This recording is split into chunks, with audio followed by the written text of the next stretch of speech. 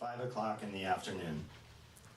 It was not that any of us was trying to articulate a response to death.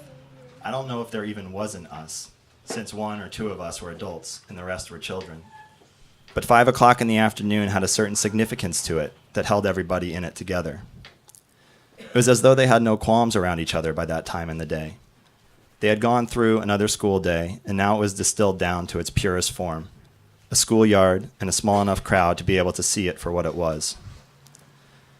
The younger kids would come up to the schoolyard from the downstairs classroom where they would have been listening to stories and drawing.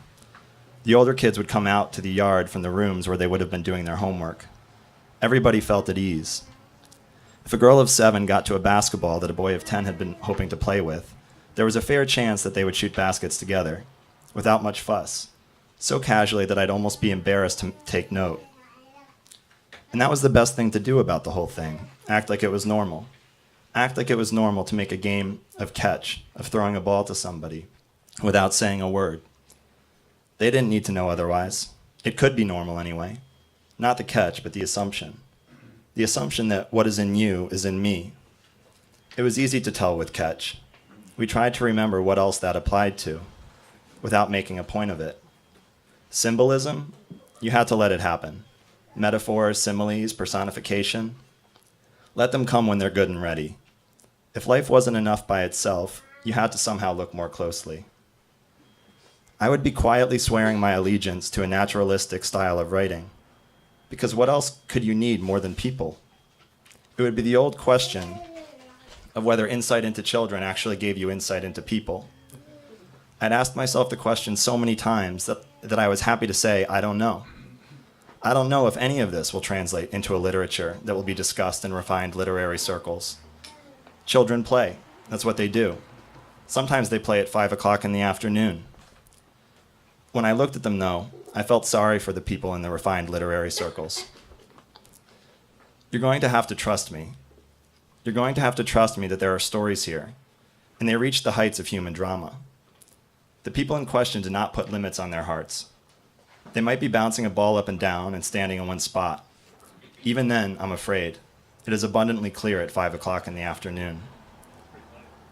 One thing that seemed true at that time was that small gestures could articulate a life story. We felt satisfied with the size of everything, including the yard itself, which was small enough that there was a good chance the ball would go over the fence and out into the street if we played kickball. If it did, well, there was an adventure of going to get it. Out in the street, men and women would be coming home from work, and I would sure hope it was true that insight into children gave you insight into people. Maybe it did, but what if they didn't believe me that it did? What if they said that a man who spends his afternoons among children can't possibly know what it is to come home at the end of another day in the adult world? Well, I'll just try, I would think, and run back upstairs with whichever kid had come out to the street with me. They were people, after all. They fought and they argued and they cried, sometimes even at 5 o'clock in the afternoon. That was one of the freedoms of that time of day. I would try to use the hour to my advantage in settling disputes, trying to approach them with an air that said, look, it's a nice world sometimes. Let's try to follow that example with each other. But it would have to be subtle. Nobody's feelings withstood getting looked over. You couldn't laugh and say, it's just childhood and the sun is out, and the tree growing in the neighbor's yard looks very nice from here. You had to treat the time like it could be the setting of a great injustice, which it could. Are there stories to be written about the sorrow of being told you can't be the baby horse when you are 5? Judging by the faces of those involved on both sides of the baby horse decree, yes. The people may call you a fool for trying to write them, but they may have started calling you a fool when you said that you wanted to be a writer. Should a man be a fool on two fronts, though? Is his foolishness additive or multiplicative? If he looks at children too closely, does he risk losing everybody else? It didn't feel that way. It felt that along with seeing who everybody was today, I was seeing who everybody had once been. It couldn't be wrong. It was just more information, more facts to take into account.